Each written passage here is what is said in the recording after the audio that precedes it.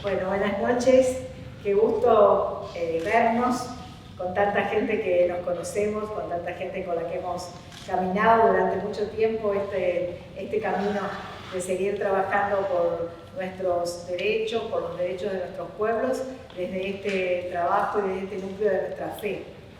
Y así que vamos a empezar este tiempo, este diálogo, como dijo Glory, diálogos necesarios, ¿no? Y que ya se vienen desarrollando y que de eso vamos a hacer de alguna manera en esta tarde, noche vamos a hacer como una muestra también, ¿no? de lo que ya estamos trabajando, de lo que ya estamos dialogando y de lo que queremos reforzar justamente en tiempos donde se nos viene cada vez más fuerte el avance de los fundamentalismos y de movimientos que justamente vienen a pelearnos narrativas, ¿no? y conceptos y trabajos que venimos avanzando.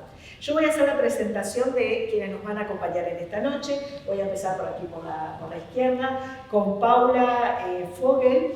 Paula es pastora de la Iglesia Evangélica del Río de la Plata. Es activa, hace muchos años, lo recordábamos hoy, miembro activa de la Coordinación Nacional del PEAPI, que es el Programa de Acompañamiento Ecuménico en Palestina e Israel. Ella tiene su título en teología, también diplomatura en violencia de género y está estudiando maestría en trabajo social en la Universidad de La Plata. Tiene campo de trabajo en niñeces, juventudes, educación popular, fundamentalismo religioso, por supuesto el tema de Palestina, también misión y ecumenismo y diálogos entre fe y política. Paula, gracias por acompañarnos, bienvenida. Mariela Pereira, una querida, reconocida también pastora y amiga de muchos años. La reverenda Pereira es originaria de la Congregación Divino Maestro en Mar del Plata, en la provincia de Buenos Aires. Su formación teológica fue en el ICEDET en Buenos Aires y en la Facultad de Estudios Superiores de Teología en Brasil. Actualmente es pastora titular de la parroquia Martín Lutero en Florida Oeste, una parroquia ecuménica de la IELU y la IER. Ha sido elegida recientemente como pastora presidenta de la Iglesia Evangélica Luterana Unida y es parte del Comité Ejecutivo del Consejo Mundial de Iglesias. Mariela, gracias por acompañarnos. Para mi parte, María Estela Palera, también colega, amiga de muchos años, a cargo en este tiempo y ya hace unos cuantos años de la Dirección Ejecutiva de Católicas por el Derecho a Decidir de Argentina. Integra la red PAR, Periodistas de Argentina en Red por una Comunicación No Sexista, desde el año 2006, cuando se creó. Es periodista especializada en género y derechos humanos, tiene una vasta trayectoria en medios de comunicación, ha participado en proyectos de promoción de ciudadanía con organizaciones comunitarias y gremiales, en distintos espacios de formación, tanto en comunicación y género como educación sexual integral, derechos de niñez y adolescencia, Ley Micaela, lenguaje inclusivo, entre otros. Pati, gracias por acompañarnos. Un gusto. Pasamos a Vilma, también la pastora Vilma Romer, hasta hace muy poquito, también pastora presidenta, antes de Mariela, de la Iglesia Evangélica Luterana Unida, y este año ha cruzado el charco hace muy poquito y está en el Uruguay, pero estaba trabajando acá en Argentina hasta hace apenas mes y medio atrás. Desde el 2021 fue pastora presidenta de la IELU hasta hace pocos meses. Vilma tiene su formación en teología y también en pedagogía social. Muchas gracias, Vilma, por acompañarnos, por venirte de Uruguay también para estar con nosotras hoy. Y llegamos a Andrea Rivas, es defensora de derechos humanos de la comunidad LGTBIQ+, activista lésbica, no binaria y transfeminista argentina. De formación es abogada y magíster en geopolítica y estrategia. Cofundó en 2015 y es presidenta de Familias Diversas, una ONG que promueve los derechos de la comunidad LGTBIQ+, y es copresidenta de la Sociedad Civil Argentina en la Coalición por la Igualdad de Derechos durante el mandato 2020-2022 de Argentina y el Reino Unido. Bueno, un largo currículum de trabajo y de tiempo de trayectoria en distintas organizaciones a nivel internacional, coaliciones internacionales, en programas de Naciones Unidas, y también es parte de la comisión del Programa Internacional LGBTQ+, Y bueno, para nosotros también, por supuesto, Andrea, es una gran alegría y un agradecimiento que estés compartiendo con nosotras este diálogo esta noche. Bueno, presentadas nuestras panelistas, vamos a empezar a darles la palabra. La idea es que podamos conversar, ¿sí? Ellas van a hacer una pequeña exposición, pero después también vamos a ir tirando un poquito acá el diálogo entre todas. Y si ustedes tienen alguna pregunta o demás, guárdense ahí, anótense, que al final vamos a tener un ratito para hacer alguna pregunta o algún mini aporte, ¿sí? Pero vamos a disfrutar de este tiempo de conversación y vamos a empezar entonces con Vilma. ¿Te parece, Vilma? Arrancamos con vos. Bueno, muy buenas tardes, muy buenas noches. Es un gusto estar acá, muchos rostros conocidos.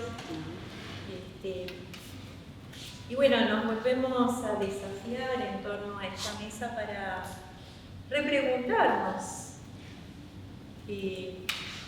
¿Feminismo y fe? ¿Qué dicen las iglesias?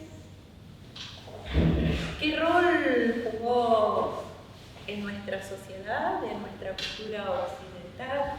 Vamos a hablar más bien de la cultura occidental. La lectura bíblica. ¿Desde dónde se ha traducido? Y para ello, en nuestras conversaciones previas, habíamos repasado un poquitito este famoso primer capítulo del libro de Génesis, ¿no? Sabemos que en los primeros capítulos encontramos 3 relatos diferentes sobre la creación, especialmente sobre las personas. Muy interesante eso, ¿no? Entonces hay que recurrir un poquitito a las fuentes.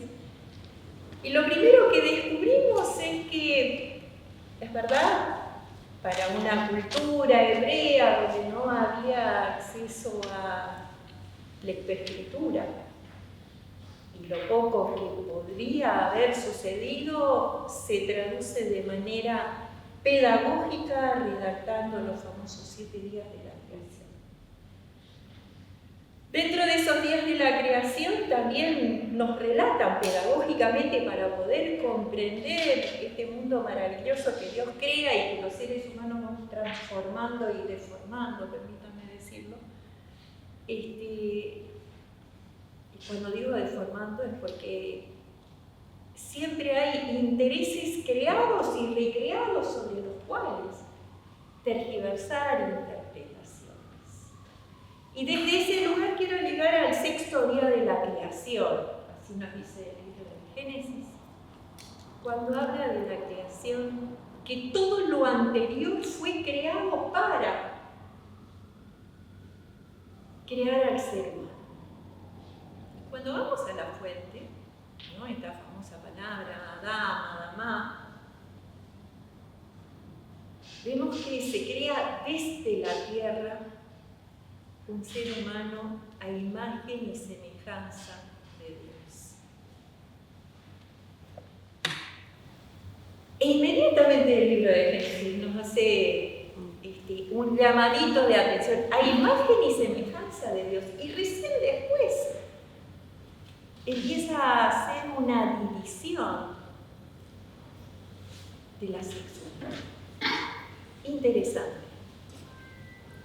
Varón y mujer los creó a imagen y semejanza de Dios. Quiere decir que en algún lugar, alguna comprensión ideológica, política, religiosa, se perdió en el camino. Y a partir de ahí podemos empezar a revisar qué hemos tomado desde esa famosa Biblia que es la que tiene que regir y marcar un orden moral para la humanidad. Y cuando hablo de moral también estoy hablando de patriarcado y matriarcado. El matriarcado para la casa, para lo doméstico, lo que no se ve. El patriarcado para aquello que sí se ve y que toma un estamento público.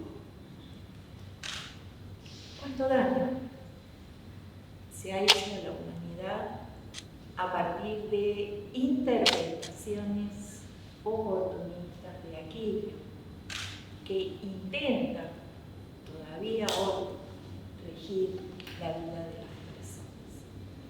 No voy a hacer una relatoría larga bíblica, simplemente, pero nos pareció que no podíamos obviar este pequeño detalle, que en realidad no es tan pequeño ese detalle, es fundamental para desde ahí partir sobre la relectura que vamos a hacer de nuestras identidades religiosas para aportar a un mundo más justo y solidario. Y cuando digo aportar a un mundo más justo y solidario, tenemos muchísimos ejemplos a lo largo de las escrituras, tanto del Antiguo Testamento, donde en general no se menciona el nombre de las mujeres en general, pero sí acciones que ayudan a modificar sociedades. Y en el Nuevo Testamento, de manera particular, bueno, las iglesias de la Reforma nos amparamos mucho en los evangelios, donde Jesús mismo, desde su cultura patriarcal, social hacia afuera, fue interpelado en varias oportunidades por mujeres, muchas de ellas sin nombre, con otras tradiciones y otras culturas, y se dejó interpelar por ellas. Entonces, como que Jesús viene a romper ese, permítanme hablar de un concepto que no a los luteranos no lo usan mucho, ¿no? Pero de ese pecado, ¿no? De haber hecho una equívoca interpretación. Jesús se permitió modificar sus pensamientos y su postura frente a la sociedad y frente a los discípulos a quienes él enseñaba, y no tenía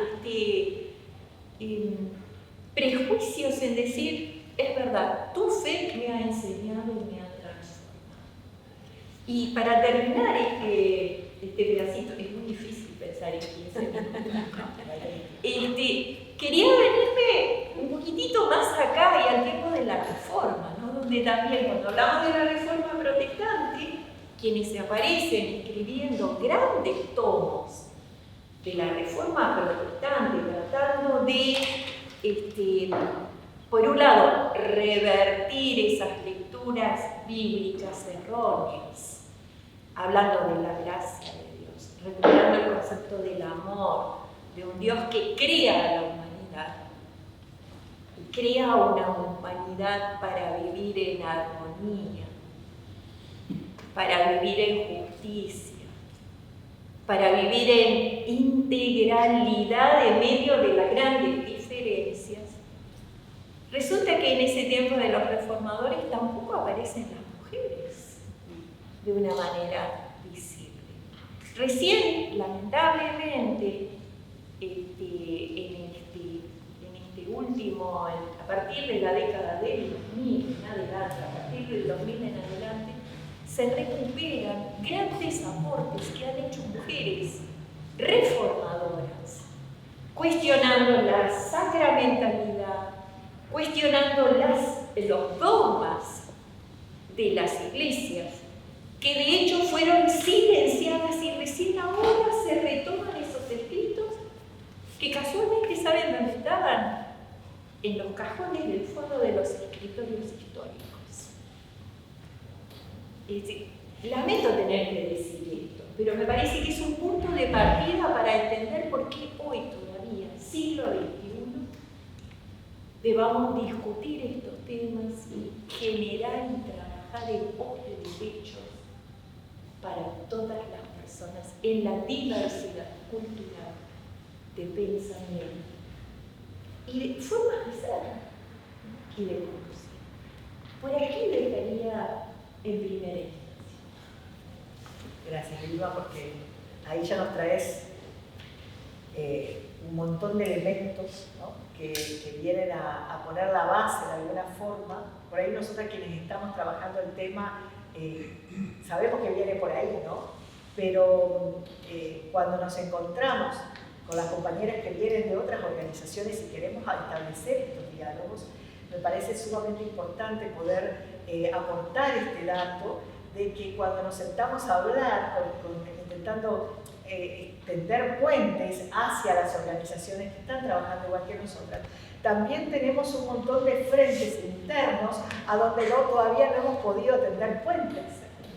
Entonces, recién estamos empezando a caminar, como vos bien decís, Irma, desde el 2000, ¿no? Podemos decir más o menos, ahí más o menos, depende de la comunidad, la confesional, la familia confesional, estamos empezando a dialogar esto, no sin enormes frentes internos. Entonces, cuando intentamos sentarnos a dialogar hacia afuera, esta realidad también nos está atravesando, ¿no? Entonces, a veces nos preguntamos por qué, y ahora Andrea te damos la palabra para que vos también nos cuentes cómo has visto esto, ¿no? Desde tu campo de trabajo de derechos. Cuando le preguntamos a las compañeras por qué nos ven como nos ven, ¿no? El otro día decíamos, cuando íbamos a las marchas, nosotras acá, varias de nosotras íbamos a las marchas feministas acá de Argentina y nuestras compañeras de los grupos feministas nos cantaban la misma canción que le cantaban a los curas, ¿sí? Que se vayan a trabajar, ¿no? Que los curas se vayan a trabajar, y nosotras nos mirábamos y decíamos, nosotras no somos curas,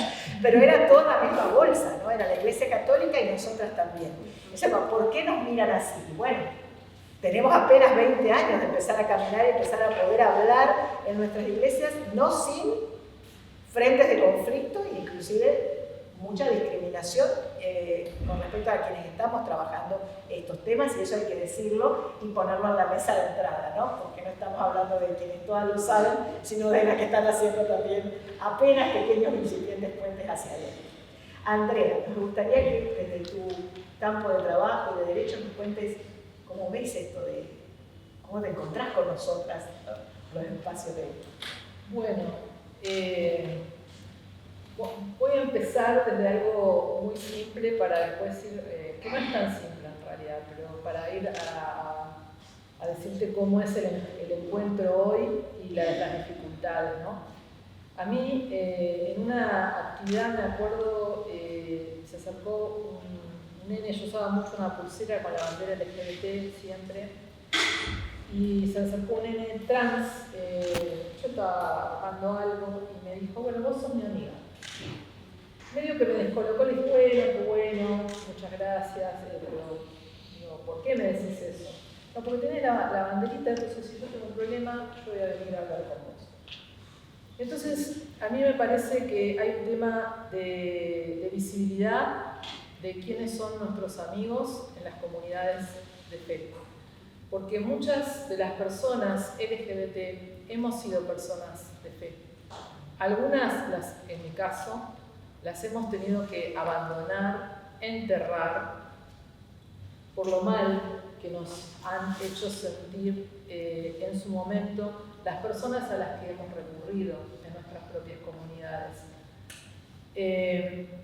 Entonces, pienso que somos como hoy, en un momento de tantos discursos de odio, en un momento donde tenemos una vulnerabilidad tan alta, qué importante es cada uno de ustedes, porque cada una de ustedes, de personas que están acá, y estos diálogos, son personas que tenemos que ser amigas, que tenemos que trabajar juntas, porque si no nos ponemos a trabajar en conjunto, va a haber una persona que se va a ir de su fe, y puede ser que no vuelva nunca más. Yo personalmente hoy no vivo mi fe, no tengo una fe en la que vivo, pero me pasan cosas. Es muy triste porque una de las cosas que primero tengo que afrontar y que primero tenemos que afrontar es eso también que nos pasa. Por eso a mí me gustaría dejarles la reflexión sobre la pérdida, ¿no?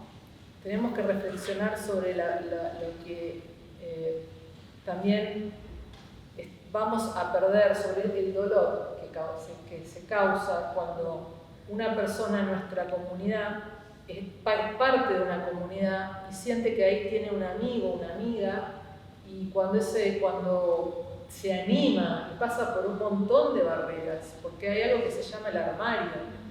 No sé cuántas personas, les invito a reflexionar internamente cuántas personas LGBTQA+, se han acercado a ustedes en sus comunidades, en sus iglesias, y cuántas piensan que hay al lado de ustedes. Yo les aseguro que hay muchas más de las que ustedes piensan que hay. Y ustedes tienen que ser esa persona amiga a la que esa persona pueda llegar y pueda quedarse.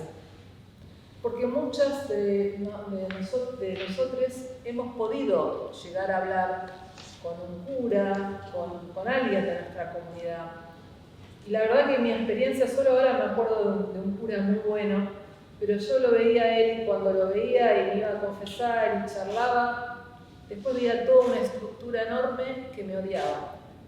Entonces yo digo, pobre hombre, porque el hombre después se quedaba preocupado. Yo lo veía que se quedaba preocupado por mí, porque yo llegaba en un estado de mucho deterioro humano, ¿no? Porque yo no quería abandonar, yo estaba en la Universidad Católica, estaba toda mi estructura social, mi estructura,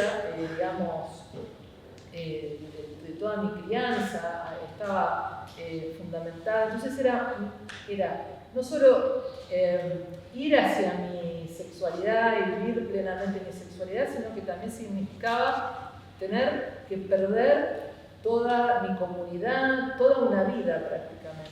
Entonces era un solo hombre ayudándome y yo le decía, pero vos qué podés hacer por mí cuando después yo salgo y no sé, encontraba los discursos de odio y bueno, acá nos invitaban a irnos a una isla, ¿no? Y tantas cosas.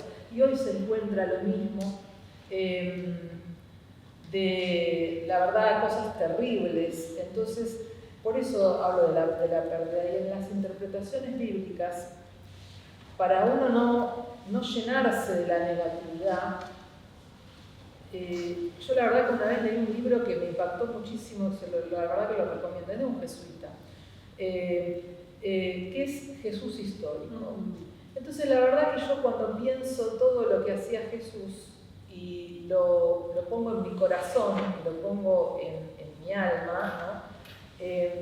Digo, no, esto no lo querría, este tipo no querría esta situación de odiarnos, de empezar a discriminar gente.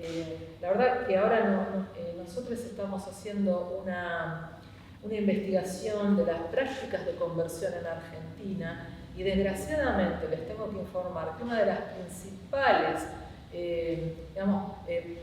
promociones viene de las iglesias y de líderes religiosos. Muchas de las personas que entrevistamos, que también tenían fe, que todavía tienen fe y tratan de vivir en el movimiento LGBT con esa fe, pero pasa esto que vos decís, y que dijeron en la presentación, que también es súper difícil vivir en el movimiento con la fe plena, porque la verdad que hay mucha gente en estas estructuras de poder que quiere que no seamos amigos, pero el Jesús histórico sí. Entonces, en todas estas interpretaciones bíblicas, en todos estos dogmas de fe que podemos encontrar en el caso del catolicismo, en el Denzinger y todas esas cuestiones tan... y bueno, hay que recurrir a lo más básico y a la fuente más, digamos, única que hay, que es esa persona que no quería estas estructuras odiantes, estas estructuras perversas, estructuras que se adueñaban del poder, porque digamos, Jesús no solo es interpelado por mujeres y se deja interpelar por mujeres, y la mayoría de los diálogos los tienen por mujeres, y sus más firmes seguidoras eran mujeres, de últimas fueron las que no lo negaron, ¿no? Entonces, con esa fe tan fuerte, ¿no es cierto? ¿Cómo después nos podemos olvidar de él? Porque en definitiva también lo que se pierde el propio Jesús, se pierde ese Jesús que tenemos adentro. Eso no lo podemos permitir cuando ponemos más odio que amor. En este momento es un momento muy difícil, porque yo creo que las iglesias como ustedes, las personas como ustedes, y las personas, digamos, de nuestro movimiento, tenemos un desafío muy grande, que es este de trabajar por encima de todo el odio que han sembrado. Y es un camino que es casi como el de la cruz, yo diría, porque es muy doloroso, porque nos lleva a lugares de mucho dolor. Digo, yo no les puedo transmitir acá un mensaje únicamente teñido de rosa, ¿no? O light, porque la verdad que no es así. Porque ustedes en sus iglesias van a tener que luchar mucho. Y nosotros desde el movimiento también, porque son muy importantes. Cada una de ustedes son personas muy importantes para nosotros hoy, porque cuando vamos a la ONU, yo me encontré con algunos de ustedes, para mí es una felicidad encontrarme con ustedes allá y en todos lados, porque está plagado de gente que va a decir interpretaciones bíblicas en la interpretación de los tratados de derechos humanos. ¿Y cómo puede ser que los tratados de derechos humanos o las leyes puedan cambiar y ponerse a una interpretación bíblica? Porque en definitiva, y esto digo, capaz me voy a decir del naturalismo, que la verdad yo no estoy de acuerdo con el naturalismo, ¿no es cierto? Pero sí es cierto de que hay una verdad que es que no le podemos sacar la dignidad a la persona humana. Y eso lo tenemos que centrar también en Jesús y no en interpretaciones humanas. Cuando vos dijiste eso, digo una cosa que a mí se me vino a la cabeza cuando hablaste del costo humano y de lo que decía Jesús. Digo, ¿qué sería la parte humana o la parte de Dios que decía eso Jesús? Porque si en la imagen y semejanza significa que cada una de nosotros podemos hacer eso. Tenemos esa capacidad. Entonces tenemos que reflexionar en la elección que vamos a hacer en cada momento de qué vamos a hacer. Si vamos a buscar a ese Jesús histórico, en traerlo en el día a día, en no negarle a una persona la fe, y en nuestras organizaciones tampoco podemos negarle a las personas la fe, porque tenemos que visibilizar más. Cuando hicimos con un pastor de Hora de Obrar un seminario, la verdad que vino sobre este diálogo y vinieron otras personas LGBT. Era como el muro del lamento, yo le digo, porque eran todas personas que se sentían muy mal, y cuando escuchaban al pastor, cuando escuchaban a personas como ustedes, decían, entonces no estoy rechazada, no estoy rechazado, hay alguien que me quiere, hay alguien que entonces me puede aceptar. Y entonces ahí se ven el costo humano que desde, tanto desde las iglesias, con los discursos de odio, como también desde nuestras organizaciones, la falta de trabajo en las personas de fe, porque cuando vienen no estamos con las suficientes herramientas para poder decirles, che, bueno, acá estás bien y está bien que seas así con tu fe también. No podemos hacer esas divisorias, entonces tenemos que trabajar en esta construcción. Y para cerrar, yo les quiero contar algo muy personal. Yo me tuve que ir de todo el ambiente y me fui porque me sentía muy mal, con mucha culpa, que es lo que estuve escuchando en todas estas entrevistas que yo estuve haciendo a personas de diferentes religiones, evangélicas, católicas. El común denominador era que se terminaban yendo. Pero antes de que se terminaran yendo, el nivel de culpa, el nivel de sentirse mal era tan grande que no fue mi caso, pero en muchos otros querían hasta matarse. No podemos querer eliminar a una persona de nuestra comunidad y querer apedrearla, ¿no es cierto? Porque entonces, ¿en qué parte de la Biblia queremos actuar, resignificar? ¿Somos esas personas que le tiramos las piedras o somos esa persona que vamos a ir a cenar y a invitarla a nuestra casa y a que realmente viva plenamente? Y en mi caso yo me tuve que ir. Me acuerdo del mismo día, la última vez que me fui de la iglesia, con mucha tristeza, y dije, lo voy a abandonar todo. Y no sé dónde lo dejé, la verdad que no sé dónde lo dejé. Porque digo, puedo después tener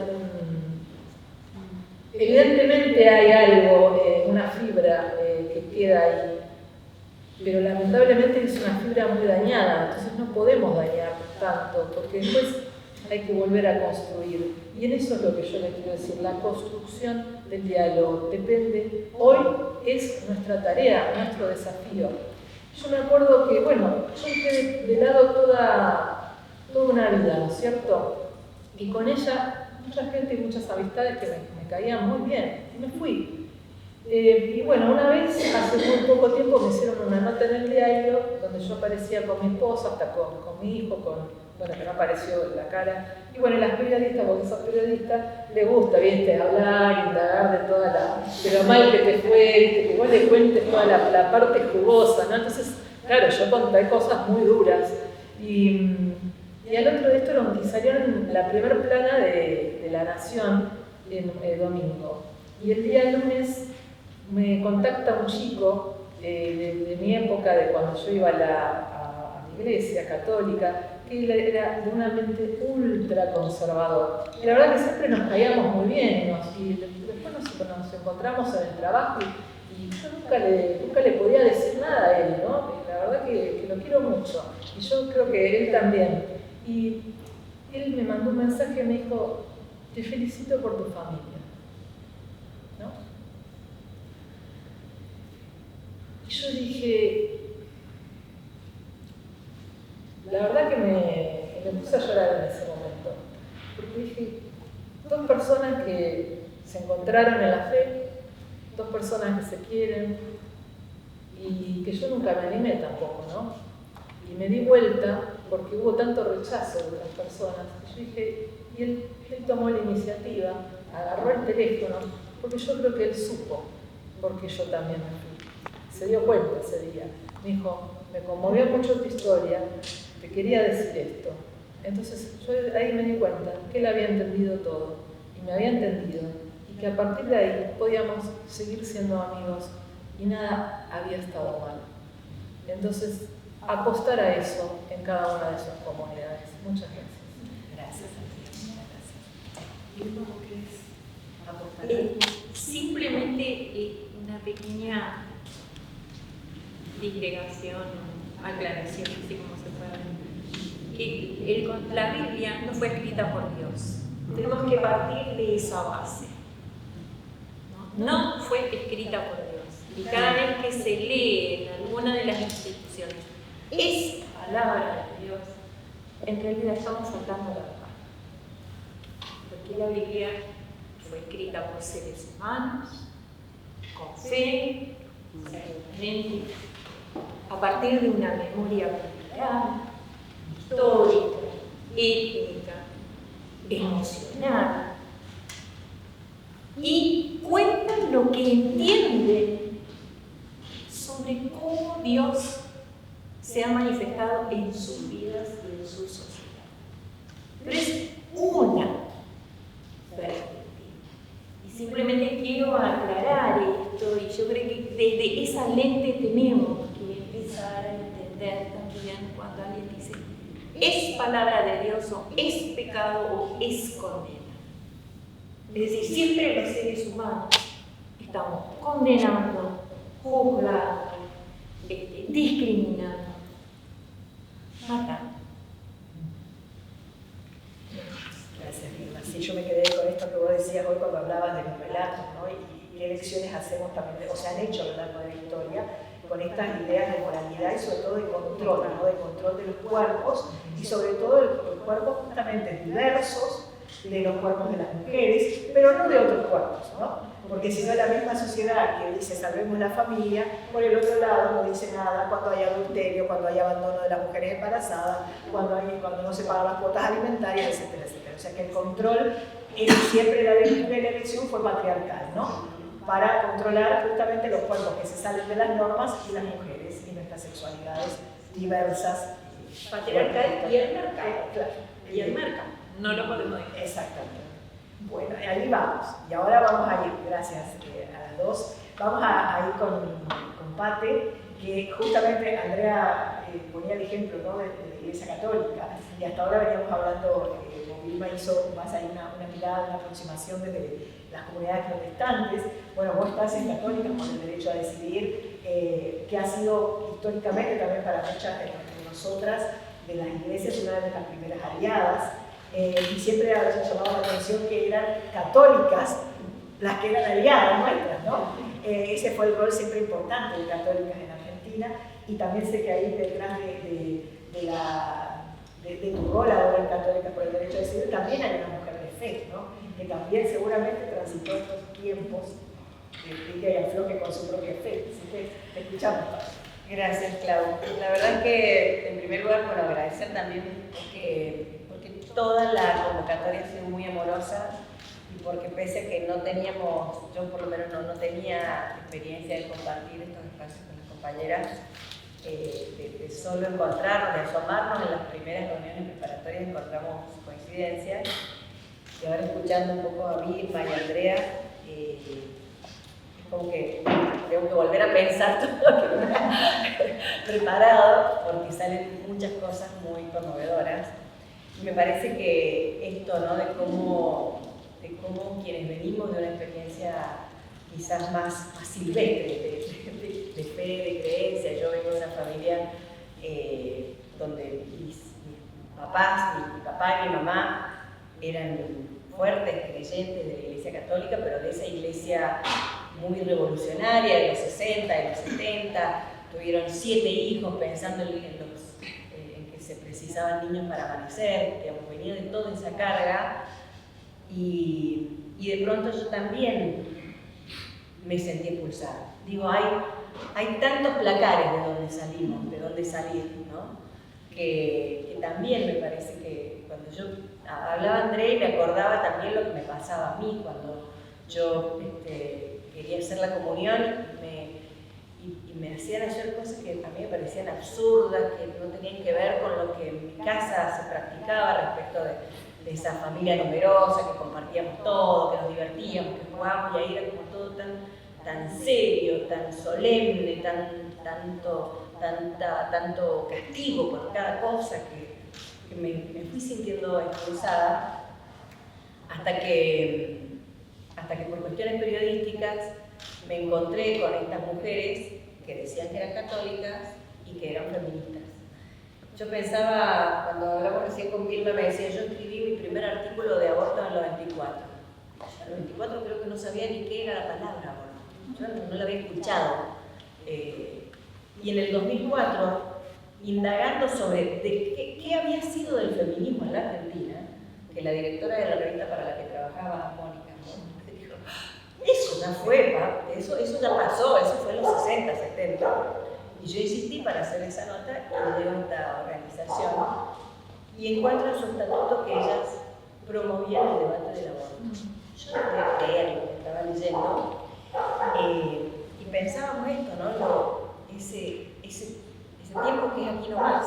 Cuando yo lo descubrí, debe haber sido 2005, 2004, yo decía, como el tango, 20 años no son nada, y todo lo que hicimos en esos 20 años, ¿no?, en tan poco tiempo hemos hecho una transformación global, o sea, de esa siembra silenciosa de más de 20 años. Yo me sumo de 20 años, pero hubo muchas que vienen mucho antes que yo, por lo menos.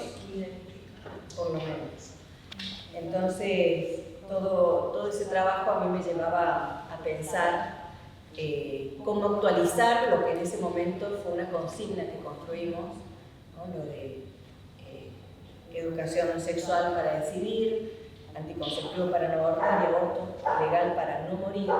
Fue una construcción política, intelectual, que se transformó en algo muy potente para el movimiento de mujeres en Argentina, y que junto con esa consigna pudimos también elegir un símbolo que en ese momento yo recuerdo muy bien cuando discutíamos de qué color era el pañuelo, qué usábamos como símbolo, por qué el pañuelo verde tenía en el medio un pañuelito blanco. Todo eso se discutió sin imaginar que hoy yo puedo ir a Tailandia, como me ha tocado ir, o a cualquier lugar del mundo, y hay una compañera que se me acerca con un pañuelo verde que tiene alguna consigna en un idioma que a veces dice que tiene hasta formas de escribirse distintas. Todo eso hicimos en tan poco tiempo, pero también tuvo que ver con pensarnos en una estrategia que tiene que ver con esto de los diálogos, con esto de poder ir a hablar con todo el mundo. Una siembra que era invisible, que tardó mucho en que eso brotara o emergiera, quizás con el Ni Una Menos en el 2015, pero yo también tengo muy presente cuando en alguna de las plenarias de la campaña, Marta Lanisque, la fundadora de Católicas, dijo: hay que ir a hablar con la clase política. Y nosotros veníamos del 2001, cuando era que se vayan todos, cuando era la política, éramos todas apolíticas, estábamos decepcionadas, veníamos del punto final, del que se vayan todos.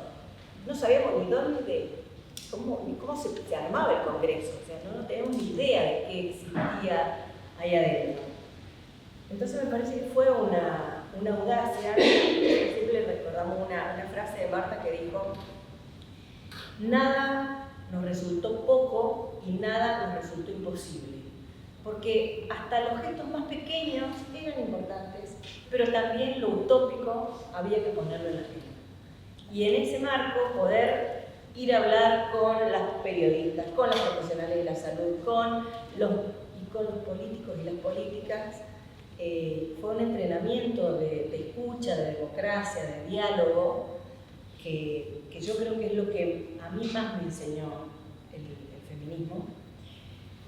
Y por eso trataba de pensar en esa consigna y decía, bueno, para estos tiempos quizás sea pluralismo para dialogar, evidencias para debatir, esperanza para volver a creer.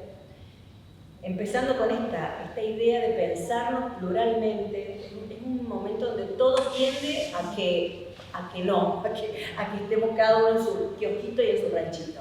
Pero hay que hacer ese ejercicio de pluralidad, de mirada plural. Lo de la evidencia para debatir me parece que también fue algo que nos funcionó muy bien. Yo traía uno de los estudios que hicimos, una encuesta sobre religión, política y sexualidad. Con nuestra organización hicimos muchos monitoreos sociales, investigando cómo accedían las personas a sus derechos sexuales y reproductivos. Hicimos muchas encuestas como esta, hicimos relevamientos. Y en la propia tarea de ir a preguntar también hacíamos incidencia. Porque cuando vas a preguntar hay una obligación de reflexionar juntas, de buscar información, que ahí mismo se iba transformando la realidad cuando llegábamos al territorio.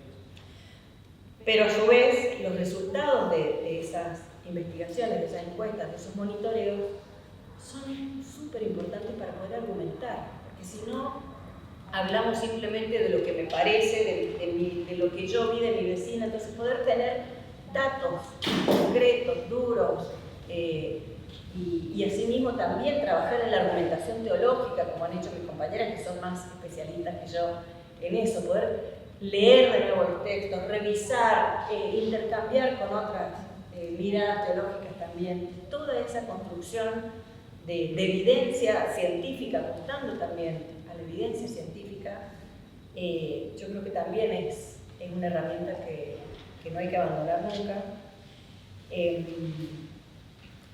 Y siempre, bueno, el acento puesto, yo creo que en eso Católicas también ha sido muy potente, porque al ser católicas y ser feministas teníamos como una obligación de diálogo. Siempre teníamos que explicar. Y siempre teníamos que escuchar de dónde venía esa pregunta de la otra persona. Nos pasa actualmente, cuando vamos a los territorios a hacer formaciones, capacitaciones, discriminación en el acceso a la ley 27.610, también escuchar desde dónde viene esa resistencia para poder entablar acuerdos. A nadie, a ningún profesional se le va a obligar a cumplir con una interrupción voluntaria si no lo considera, pero sí tenemos que saber dónde está parada esa profesional para que pueda acompañar en la decisión de las personas, sea cual fuera la que tome. Entonces la palabra, la escucha y el diálogo también es para nosotras una bandera, una marca institucional también que tratamos de sostener. Y me parece que en estos tiempos, donde la ola esa que subió tanto también empieza a bajar, como las mareas que también suben y bajan, y cuando estamos de marea baja, mucho más hay que empezar a revisar esas prácticas, y a veces nos ponemos un poco reactivas, un poco oscuras, un poco, me parece también como de mucha confrontación, ¿no? Yo siento que en muchos casos el movimiento se vuelve en una confrontación que no ayuda a ese diálogo, y por eso nosotros estamos tratando de seguir pensando en una lucha con esperanza, una lucha con mucha creatividad. Me parece que hay que ser muy, muy creativas, de no tenerle miedo al humor, a reírnos de nosotras mismas, a romper con todo dogmatismo.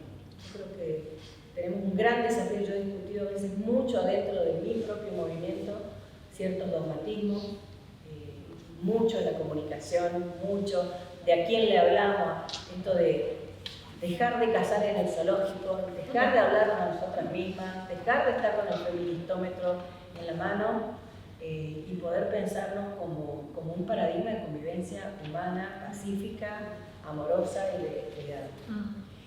Por eso quería terminar con esto, ¿no? con la esperanza para volver a creer, invitar a toda la comunidad a pensar en el feminismo como un paradigma humano de esperanza.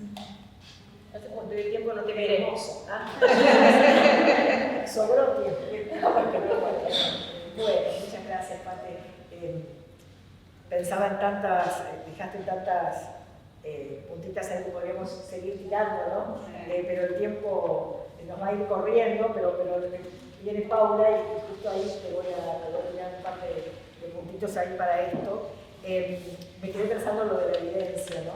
Lo importante de esto, y creo que lo estamos aprendiendo también en nuestros movimientos dentro de las comunidades de fe, organizaciones basadas en la fe, a empezar a hacer estudios realmente, ¿no? Porque si no terminamos discutiendo en esto, en la interpretación bíblica, ¿no? Y bueno, y ahí nos quedamos encerrados con estas interpretaciones también tan cuadradas, con las que terminamos no pudiendo encontrar ningún puente de diálogo. La evidencia aparece como un elemento importante, pero también en este tiempo aparece todo un cuestionamiento justamente a lo que, como decía bien Andrea hoy, a temas que uno decía, bueno, esto no se discutía hace un tiempo, ¿no? Hace un tiempo no poníamos en discusión los derechos humanos. No íbamos a la OEA o a Naciones Unidas y nos encontrábamos con un personaje que no lo voy a nombrar acá, pero que todos conocemos, de Córdoba, Argentina, que se sienta y habla como consultor de la OEA, como fue esta semana, ¿no? Entonces, el tema es que hay un trabajo de incidencia que se hace cada vez más urgente, y para eso también tenemos que prepararnos. Y lo cierto es que nuestros movimientos y organizaciones basadas en la fe muchas veces tenemos poca experiencia en la incidencia. Tenemos poca experiencia en lo que antes se llamaba el pandillero, ¿no? Y bueno, creo que también es eso algo que nos estamos teniendo. Ahora, Pablo, vos que veníamos, como hablábamos, de hablar un poco del contexto, ¿no? Estamos en un contexto de odio a nivel global, donde avanzan los discursos de odio, donde aparecen personajes que hacen política, como en nuestro propio país, a través de Twitter y de las redes sociales. Pero esto también está en la sociedad, porque nuestros políticos no nacen de un repollo, ¿no? Nacen de sociedades profundamente divididas y donde los argumentos que se nos dan son argumentos así básicos, binarios, a veces sumamente elementales que no podemos entender. Entonces, ¿cómo podríamos plantear por ahí desde una pastoral, desde el trabajo de los derechos humanos, el trabajo que vos venís haciendo también, estrategias o ideas para este contexto que estamos viviendo, donde intentamos dialogar, pero del otro lado hay haters, o sea, todo el tiempo hay odio, ¿no? ¿Cómo lo podemos pensar? Bueno, pienso, me quedo con una palabra que Tate traía recién y también agradecer a mis hermanas este espacio que yo valoro un montón, que tiene que ver con el ecumenismo y que tiene que ver con el diálogo interdisciplinario también, me parece que eso nos enriquece. Me quedo con la palabra de sembrar, digamos, ¿no? Yo pensaba en la gracia de estar sentada acá y compartiendo esta ronda, ¿no? Tiene que ver con que muchas otras mujeres caminaron para que, no sé, el ministerio sea posible para las mujeres, ¿no? En el ámbito protestante, y no lo hicieron sin dificultades, ¿no? Que hoy lo podamos celebrar de forma quizás como algo habitual, digamos, ¿no? Que podamos ingresar a la Facultad de Teología, en ese momento, hace 40 años atrás, no lo era. Y si lo pensamos un poquito más atrás, tampoco lo era. Entonces, como reivindicar esto de la siembra, que muchas veces fue silenciosa y no sencilla, digamos, pero cuánto tenemos ahí por aprender en el diálogo intergeneracional también, ¿no? Y quería traer acá, también compartiendo en clave de experiencia y de pastoral, en este contexto, digamos, que también conversábamos ahí en las reuniones organizativas, cómo influye y cómo se intenta como silenciar, digamos, ese camino en clave de avance de derechos, ¿no? Y hace unos días estábamos, y cómo eso nos invita también a repensar nuestras estrategias de resistencia, digamos, ¿no? en el territorio, porque hubieron un montón de políticas públicas, y yo crecí en ese tiempo, que nos habilitaron puertas, digamos, ¿no? Y accesibilidad a derechos. Digo, la veo a Brendita acá, Brenda de primera generación de universitarias en Florencio Varela, y lo celebramos porque es parte de la parroquia y del centro comunitario de la Casona, y eso fue gracias a las políticas públicas de las universidades del conurbano. Y que hoy la Urizada, digamos, se vea imposibilitada de pagar la SUBE para llegar a la universidad, nos replantea también en términos comunitarios cómo hacemos para acompañar esas trayectorias y cómo hacemos también desde una lectura bíblica y desde el Evangelio que promueve la vida digna y plena para todas las personas ante un avance de los fundamentalismos religiosos muy presente en nuestros territorios también, ¿no?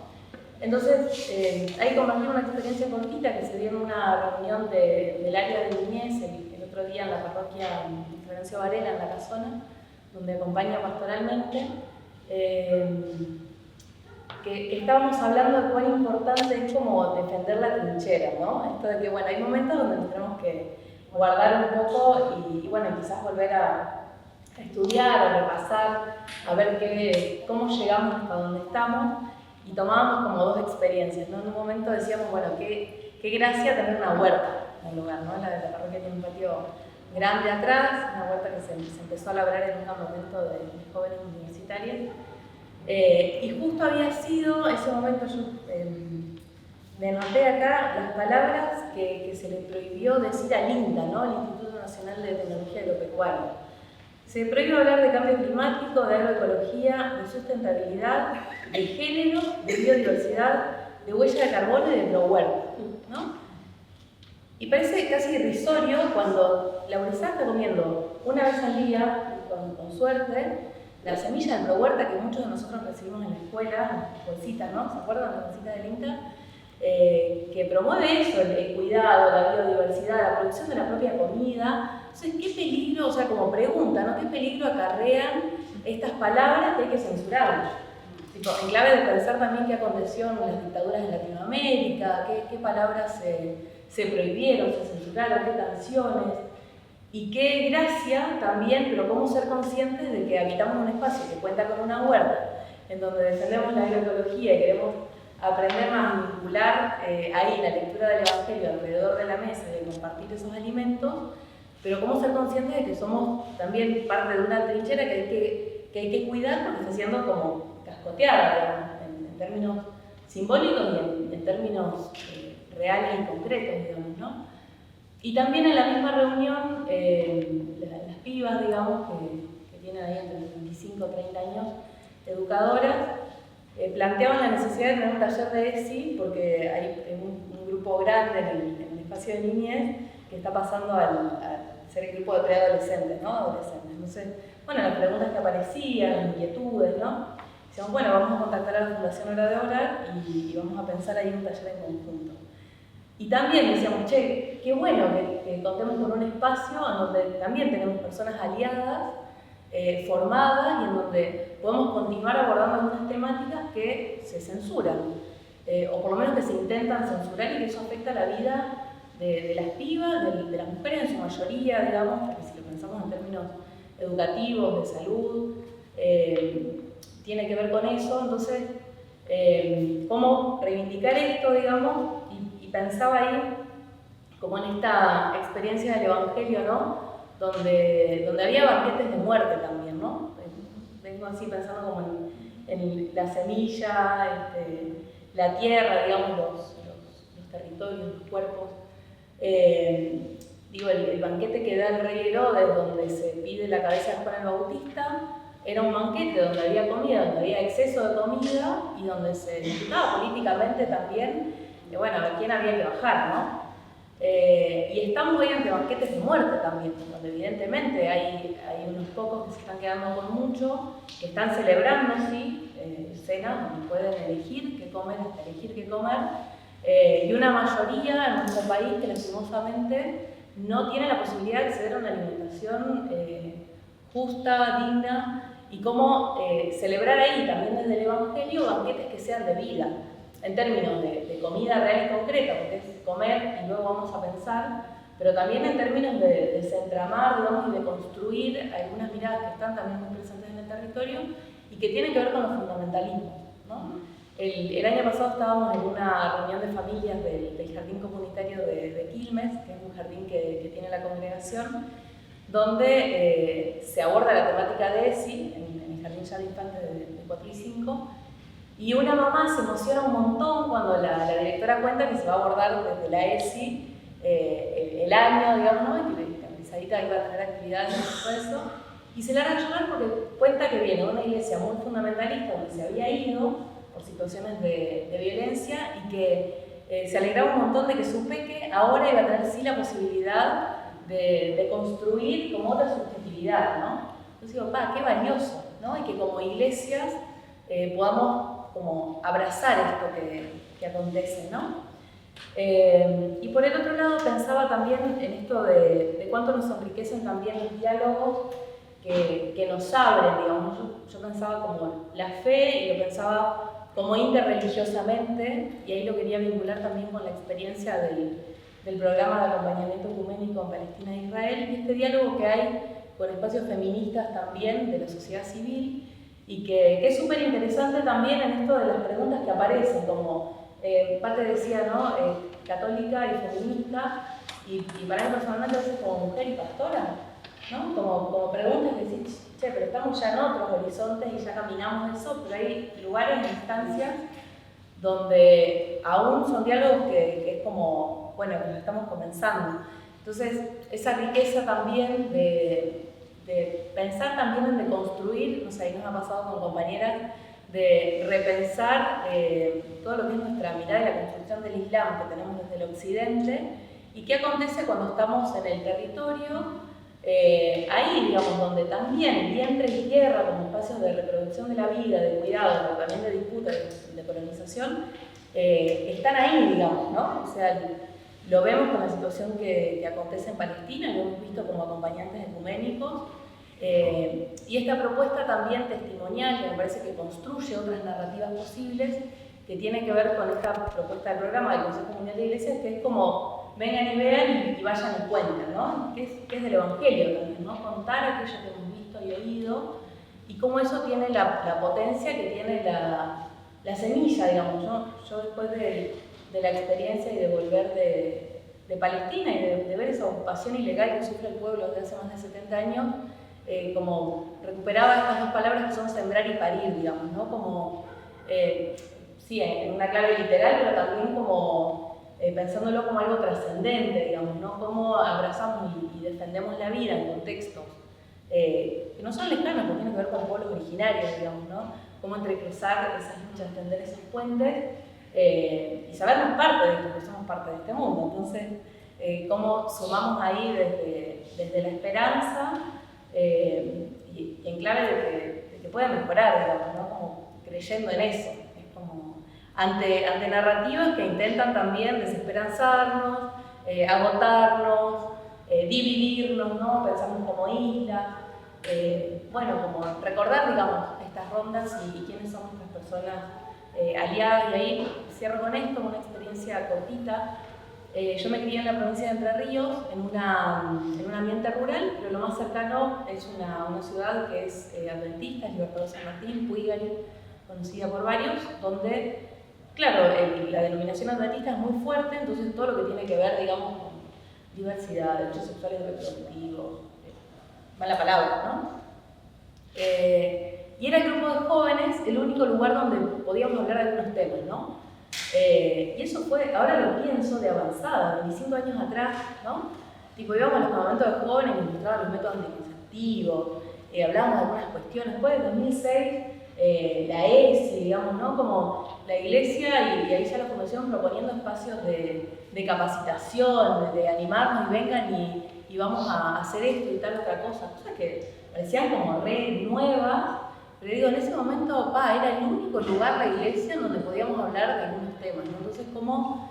Y a veces nos vamos en el algo también en la iglesia, entonces digo, ¿cómo abrazar también eso que ha sido de apertura, y lo digo generacionalmente también, y ahora cómo seguir cuidando ese camino andado, porque compartimos la vida con niñeces y con juventudes que están en otro marco de derechos ahora, digamos, ¿no? Pero cómo hacer eso, cuidar la trinchera, digamos, ¿no? Sembrar y parir, cuidar la trinchera, y pensaba un poco en esas claves. Gracias, Paula. Muy interesantes otros elementos que van poniendo, ¿no? Y tengo palabras acá anotadas y se las voy a poner acá en la mesa y ustedes, 5 antes de que Mariela cierre este tiempo, tienen todavía un ratito porque han sido muy ahorrativas con el tiempo, entonces sobran unos minutos y voy a hacer una administración protestante de eso. Van a tener que ser muy escuetas. Pero si alguna quiere agregar algo, yo me anoté algunas palabras, el tema de la memoria, ¿no? De mirar el camino, este camino que hemos hecho con sus luces y sus sombras, ¿no? Poder mirarlo con franqueza. Esta necesidad de pensar que tal vez este tiempo, Pate lo decía de una forma y lo decía con Paula, este tiempo tal vez no sea el tiempo de salir a pelear, sino tal vez tiene que ser un tiempo de prepararnos, ¿no? o ir tal vez intercambiando acciones y echando las acciones. Anoté la palabra estudiar, anoté la creatividad, anoté el sembrar. El trabajo de sembrar es un trabajo de profunda esperanza, pero de espera, justamente, ¿no? Uno no siembra y nace de la noche a la mañana. Entonces, bueno, ese es sembrar. Anoté también esta palabra de las alianzas, de las amistades, de con quienes nos podemos abrazar en este tiempo. Me quedó mucho lo de no perder a nadie en el camino, ¿no? Hay un lema del ecumenismo, ¿no? También de no dejar a nadie atrás, ¿no? Y bueno, Acá Alianza también lo tenía o lo tiene. Entonces, esto, ¿no? No dejar a nadie atrás, bueno, la gente no se queda atrás ni se pierde porque sí, ¿qué estamos haciendo también? Y la última que me la llevo también para mí es de qué otros armarios yo también tendré que salir, ¿no? Pensando en esto de que siempre miramos a las demás personas, todavía tiene que salir, no salió del armario, bueno, nadie está totalmente deconstruida como para no pensar que también tiene armarios del que salir. Entonces, ¿de qué armario tengo que salir yo? Una pregunta que sería bueno que cada uno de nosotros nos llevemos en esta noche, pero les dejo las preguntas 5 minutos para que, si alguna de ustedes quiere decir algo, y después le dejamos a Mariela para decir. Pensaba un poco en el concepto de tierra, de sembrar, de semilla, que son conceptos bíblicos, pero son conceptos que acompañan nuestro diario caminar en construir y deconstruir. Porque no solo sembramos, también agarramos y cosechamos. Cuando cuando arrancamos lo que entendemos que no nos hace bien. Dentro de nuestras comunidades de fe, por lo menos dentro de la Iglesia Evangélica Luterana de la Vida, vivimos en esa tensión. ¿Qué sembramos? ¿En qué tierra? ¿Y qué espera cada uno que salga de eso? Algunos pensamos que vamos a sembrar flores, otros no son, porque rompen también una construcción patriarcal de 3.000 años. Y lo tenemos en nuestro ADN. ¿Cuántas veces, por lo menos desde lo personal, he tenido que pararme y decir, ¿pero qué estoy diciendo? ¿Desde dónde lo estoy diciendo? Porque hay un ADN que es mucho más profundo que nuestra capacidad de razonar o que nuestra construcción de un concepto de amor. Bien, entra en juego esto. ¿Cómo construimos el concepto de amor? ¿A quién incluimos dentro? ¿A quienes piensan igual? ¿A quienes disentimos y con quienes podemos sembrar y crecer y cosechar cosas diferentes y nutrirnos de esas diferencias? Son preguntas que me aparecen. Bueno, yo la verdad fue muy importante para mí escuchar a cada una de ustedes y lo que me llevo es, primero que creo que es necesaria una incidencia multinivel.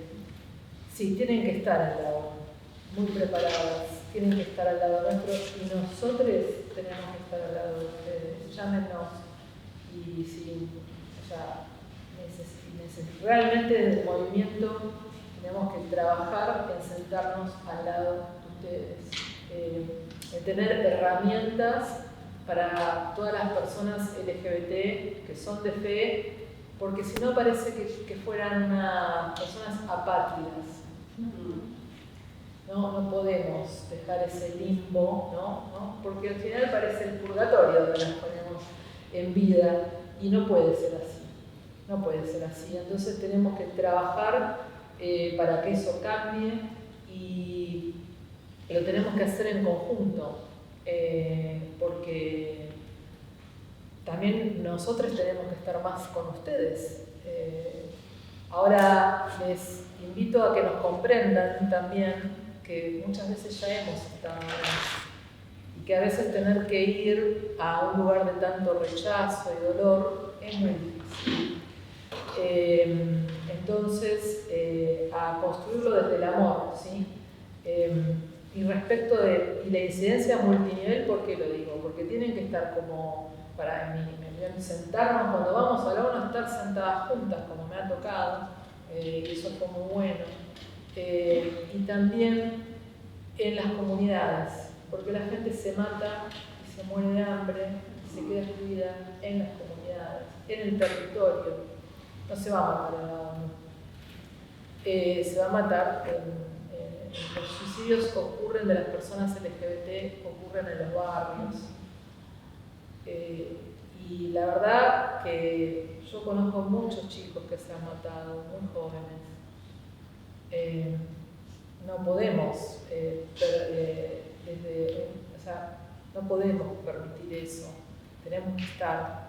Entonces hay algo que no estamos haciendo, que tenemos que cambiar, porque si estamos partiendo de la vida, entonces ¿cómo las personas se terminan matando?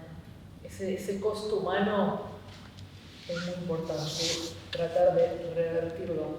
Somos personas. Y quisiera decir algo de lo que vos dijiste. A veces con lo de cuidar la trinchera, es para mí la clave en este momento, ¿no? De cómo trabajar, ¿no? Y de pronto, a veces cuando veo todo este odio, ¿no? Que nos distrae, que nos divide, nos quiere pensar como enemigos cuando no lo somos, y de pronto dentro de unos días se va a firmar, está por suceder lo que es la cumbre del futuro, y se va a cerrar una de las partes de la cumbre del futuro que no tiene casi incidencia de la sociedad civil, es la digital. Y bueno, hay algunos amigos de esas personas que mandan cohetes hacia otros lugares. Entonces, digo, estas relaciones de poder que vos mencionaste, quién queda afuera, digo, nos estamos enfrentando también a eso, ¿no? Estos discursos no son solo, en mi opinión, esto es una opinión personal, no son solo bíblicos, no son, y lamentablemente no tenemos que, o sea, hay que perder un poco ahí la inocencia, ¿no es cierto? Porque a veces nos enredamos en si estamos discutiendo la Biblia cuando capaz estamos discutiendo la gubernabilidad algorítmica y la vigilancia que vos mencionaste anteriormente con eso. Entonces lo dejo ahí, lo tiro y lo dejo ahí.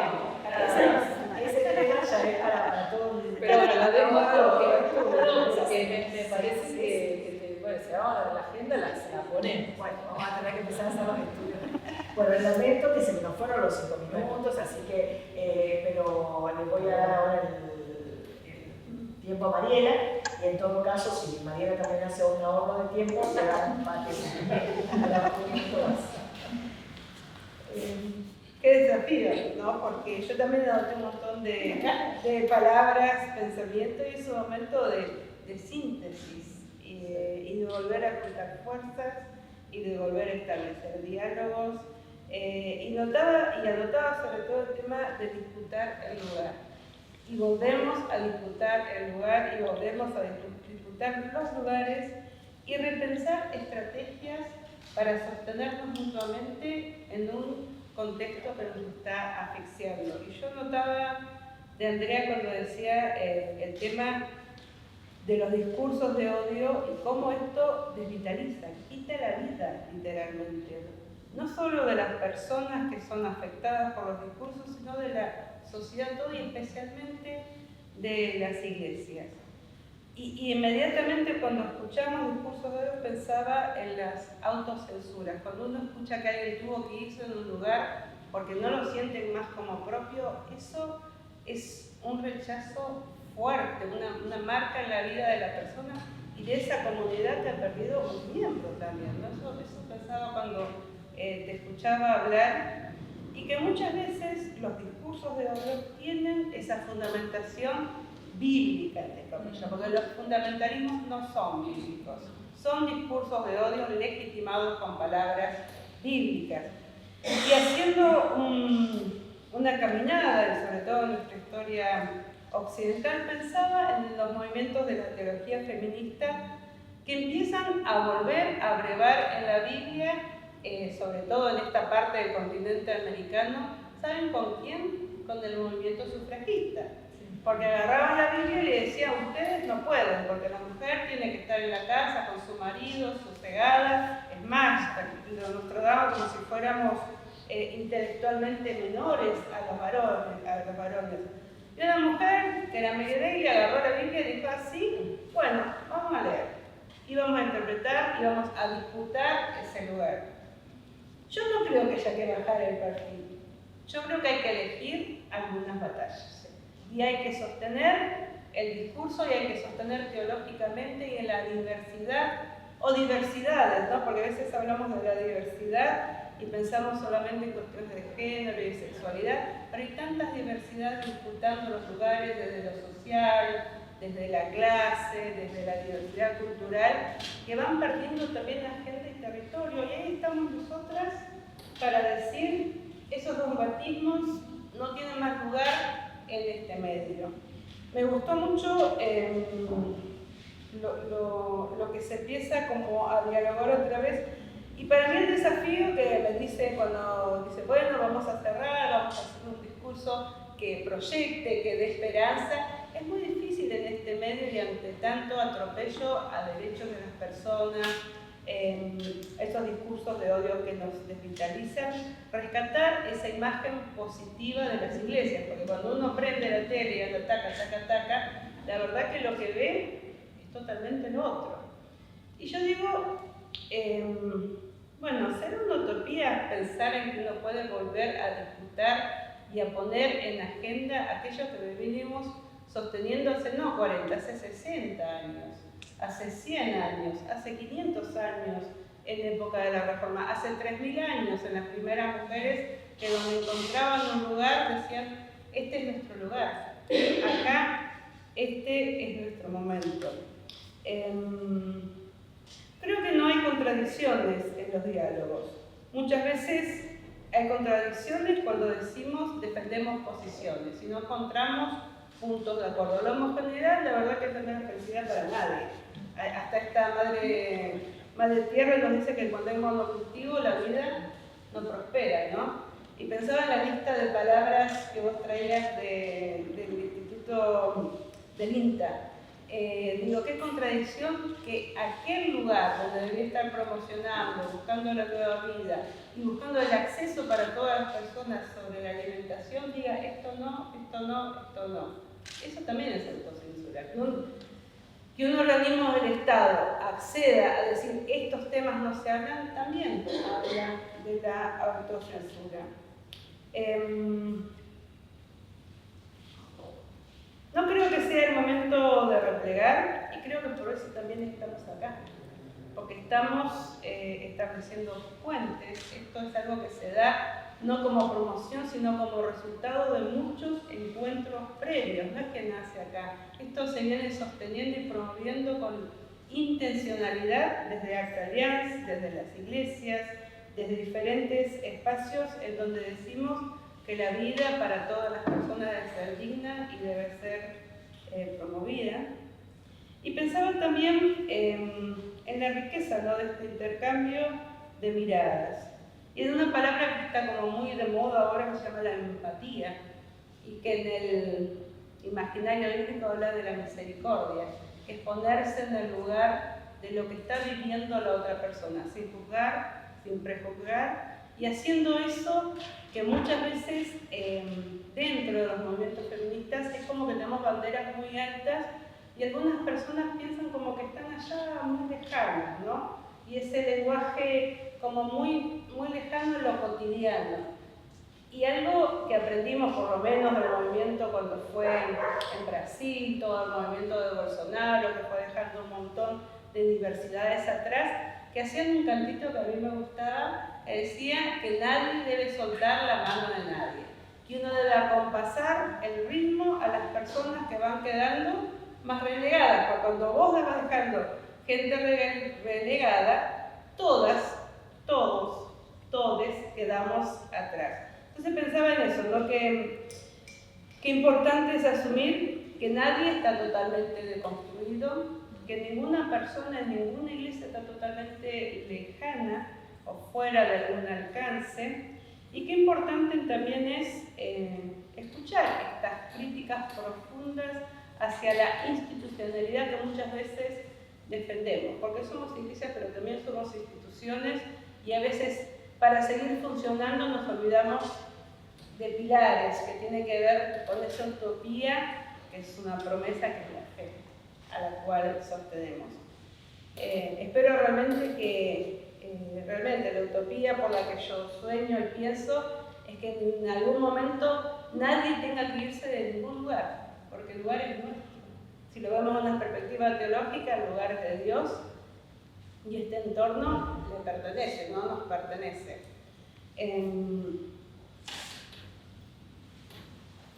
Y pensaba también en esta cuestión de los fundamentalismos, ¿no? Y cuando digo los fundamentalismos, no hablo no solo de los religiosos, sino también de los políticos que están en el entorno, de los fundamentalismos sociales, del no acceso a los derechos, sobre las agendas que seguimos defendiendo, pero están a nivel ley, pero no a nivel acceso de la ley, y tantas cosas que tenemos que seguir apoyando desde las iglesias y de los movimientos de fe.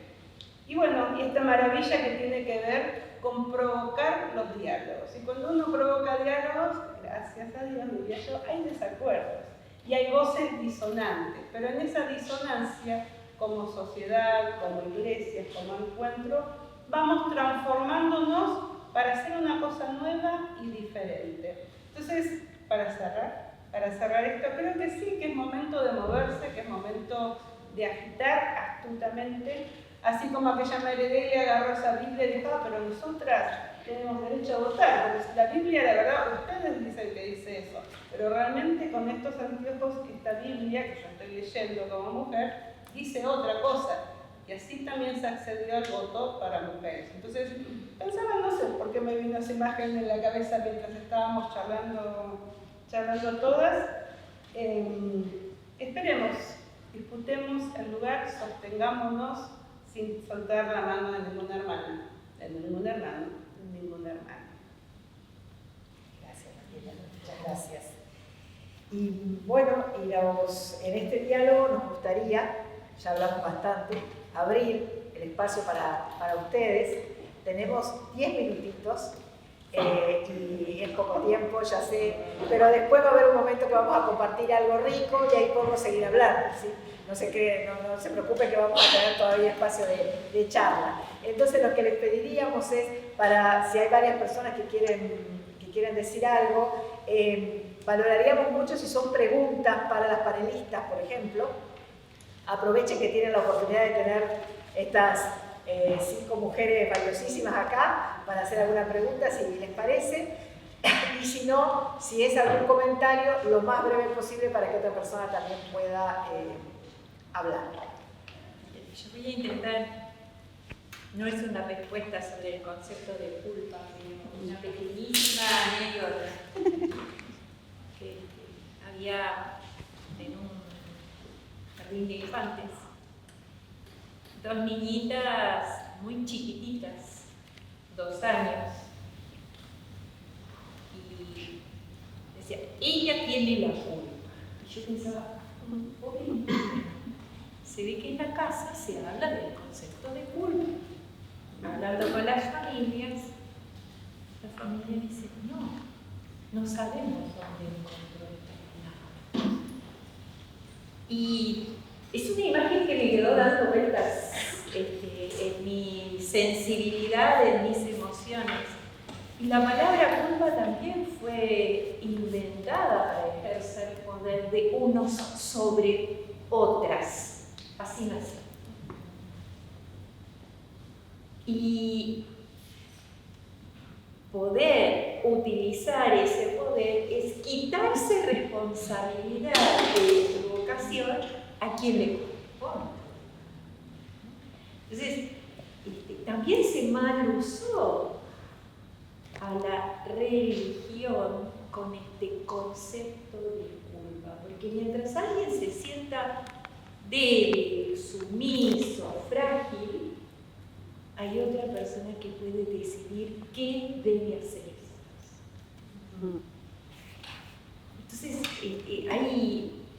es un tema muy profundo y podríamos seguir seguramente definiéndolo de muchas maneras, pero también está vinculado a lo religioso, ¿no? Bueno, la palabra religiosa no significa necesariamente religarnos con Dios.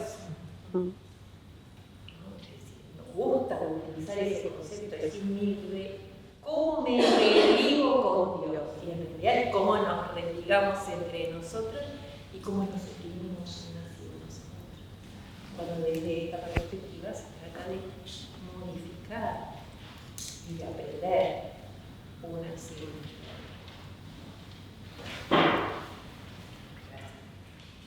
Sí, yo me río porque también de la culpa me da en el centro, como luterana, el concepto de la gracia.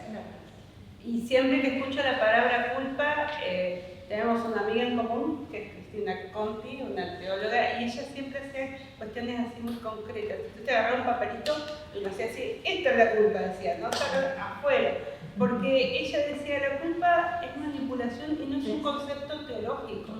es un concepto que tiene que ver con ponerle a la persona una palabra disciplinante que no tiene nada que ver con el Evangelio ni con la vivencia cristiana y tiene que ver con la cuestión moral y de separar a las personas en categorías. Entonces me río porque esa cuestión de Cristina, ella es chiquitita, muy enérgica y hacía así los papelitos y los tiraba para atrás, ¿no? Después otro hizo eso y no nos causó tanta gracia. Pero bueno, eso tiene que ver con la culpa. Y pensaba la colega de acá, de Diaconía, Vanessa, acá, perdón, Vanessa, no te veía, en esta cuestión de valorizar las pequeñas cosas que nos sujetan y nos mantienen en una caminada de esperanza. Y estos encuentros o diálogos impensables entre comillas, porque estos diálogos se dan, quizás sean en grupos más pequeños, quizás sean en algunos pasillos, quizás se dan después de la mesa de comunión en las iglesias, pero esos diálogos se sostienen, se reafirman y algo precioso en estos últimos tiempos donde hay tanta autorrepresión y desconfianza en el medio es que se multiplican cada vez más y las redes se van extendiendo cada vez más en contrapunto a un discurso moralizante que es único, que es una desesperanza que te quiere llevar a un lugar donde no hay opción. Se van multiplicando los encuentros y los diálogos y eso, yo lo digo por obra de Dios, pero bueno, eso no se puede parar porque tiene que ver con ese vivir en esperanza. El ser humano sin esperanza no puede vivir. Así es. Sí, bueno, primero, muchas gracias por la pregunta, bueno, todo mi apoyo. Y decirte, bueno, cómo sostenernos en la emergencia. Primero es muy importante estar en estos espacios y en los espacios LGBT. Es difícil en ambos espacios, les quiero decir. Pero a mí me parece fundamentalmente que, como dijo la compañera de Brasil, de las pequeñas acciones a las más altas. Hay toda una red, somos una red. O sea, si todas las iglesias se dieran cuenta de la cantidad de personas LGBT que hemos tenido o que siguen teniendo fe, y no sé, es como se lo tienen que replantear, bueno, realmente. ¿Y cómo ayudar? Mira, te cuento algo, hay que hacer entender a las comunidades que tenemos que trabajar. Hermanadamente, porque no hay plata para nosotros cuando estamos en emergencia. Y esto hay que decírselo, si tenemos llegada a donantes, a las donantes. Porque hay donantes protestantes lesbianas. Y dan plata y quieren que esto suceda. Y también hay algo tan simple, como dijo la compañera, nosotros con Hora de Orar, la verdad que nos conocimos por una asociación de segunda, digamos, línea que congrega otras asociaciones, nada que ver, Entonces ahí confluye ACTA y está Hora de Orar. Yo en la hermosa invitación siempre que me hacen hablo con Sergio, que es uno de los pastores, y un día un chico así me llama, que es de ACTA, y me dice: por Grindr hay un chico que me está diciendo que está en un lugar que se quiere matar, porque está en un lugar que lo están convirtiendo 8 años, estuvo 8 años en un lugar católico, quiero decir, digamos, supuestamente con su voluntad, pero bueno, estaba en un momento. ¿Qué es lo que nos sucedió? No podíamos hablar con el chico, porque ¿qué le vamos a decir a este chico? Si es un chico que está en un lugar de fe, bueno, llamé a Sergio y dije: Sergio, bueno, pará, tenemos que vamos a trabajar en conjunto. Bueno, lo primero que tengo que hacer es que es un católico, yo soy protestante. Bueno, listo, nos ponemos. El chico tenía una sola hora para salir y nos íbamos a la plaza, esperábamos, no sé lo que era, lo hacíamos todo. Bueno, no teníamos cómo, cuando queríamos sacarlo de la práctica de conversión, porque estaba aparte que se quería matar, que no teníamos recursos de nada. Porque ninguna de nosotros teníamos ni tenemos esos recursos para pensar en cómo hacer, digamos, salvar a una persona de, digamos, de algo tan fuerte como el suicidio. Finalmente, con mucho trabajo de Sergio, de la organización también de ASCA, el chico logró encontrar una familiar. Ahora, en pandemia, los fundamentalismos católicos en este caso fueron tan fuertes porque le seguían, ¿no?, insistiendo, y como estaba tan destruido anímicamente, estaba hasta incluso pensando en volver a una situación casi carcelaria, te diría yo. Entonces, es sostenernos, hacernos redes y visibilizar que, no sé, desde un chico que está en Grindr, conecta con una organización, esa organización LGBT conecta con una organización protestante y podemos sacar a una persona y necesitamos más, porque después esa persona, tenemos que trabajar con esa fe de esa persona y eso hay que visibilizarlo. ¿Por qué? Porque necesitamos fondos y necesitamos más redes. Bueno, redes estamos armando acá, ¿sí? Los fondos los hablamos después. Bueno, muchísimas gracias, Ana, por la respuesta. Y seguimos con el diálogo ahora cuando terminamos, ¿sí? Podemos seguir charlando. Por supuesto que se pueden acercar a charlar con cualquiera de las hermanas, amigas, compañeras que están hoy.